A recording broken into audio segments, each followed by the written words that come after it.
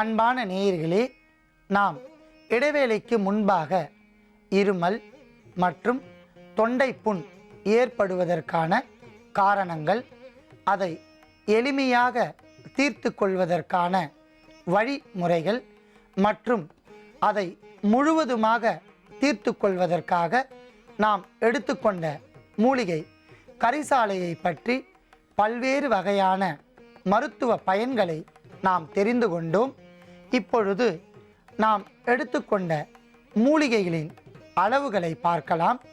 கரிசாலை இலை 100 கிராம், நல்லெண்ணெய் 100 மில்லி.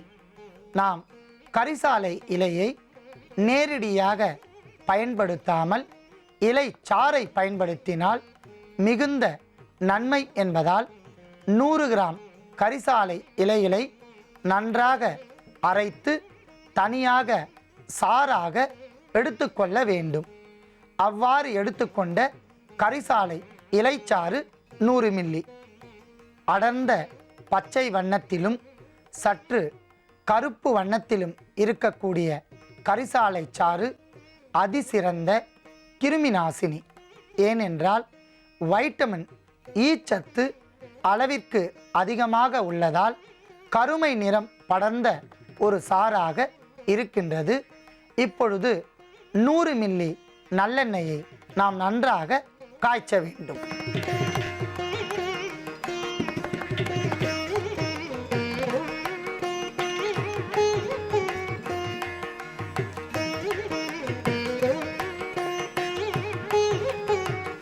மிதமான சூட்டில் நல்லெண்ணெய் காய்ந்து கொண்டிருக்கும் போதே நாம் அரைத்து வைத்துள்ள கரிசாலை சாறை கொஞ்சம் கொஞ்சமாக சேர்த்து தைல பதத்திற்கு கொதிக்க வைக்க வேண்டும்.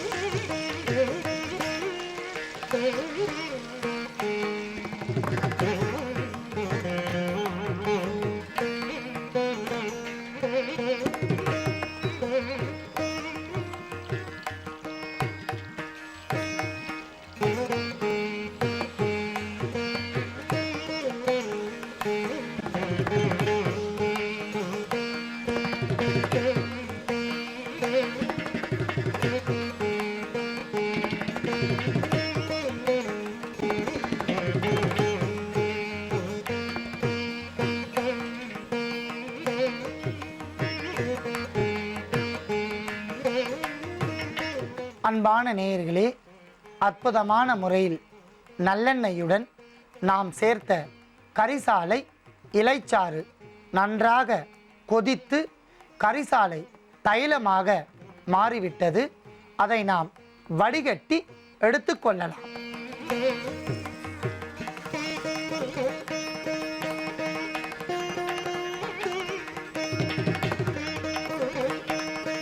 அடர்ந்த பச்சை வண்ணத்தில் இருக்கக்கூடிய இந்த தைலத்தை தேவையான அளவிற்கு, அதாவது அரை முதல் ஒரு, அவன் அழகா தப்பிச்சு வருவான். உன் வேலை என்னவோ அதை மட்டும் பாரு. புதக்குழியா இருக்கிற பாதைக்கு போக வேண்டாம்னு சொல்றேன், நீங்க கேட்க மாட்டேங்கிறீங்களே. எல்லாத்துக்கும் கடைசியா ஒரே ஒரு வார்த்தை சொல்றேன் அத்தை. தெய்வம் கொடுக்கறத யாராலையும் தடுக்க முடியாது. தெய்வம் கொடுக்க மறுக்கிறத யாராலையும் கொடுக்கவும் முடியாது. தங்கதுரைக்கான தண்டனை ஆண்டவனோட கைவசம் தயாரா இருக்கு. முடிஞ்சா நீங்க காப்பாத்திக்கோங்க. பிரியாணி பாத்திரத்தில் நெய், கடலை எண்ணெய், பட்டை, மராட்டி மொட்டு, கல்பாசி, ஏலக்காய், பிரியாணி இலை, வெங்காயம், பூண்டு, முந்திரி, பிரியாணி மசாலா, தக்காளி, கல் உப்பு, மஞ்சள் தூள், கொத்தமல்லி, புதினா சேர்த்து நன்கு வதக்கவும்.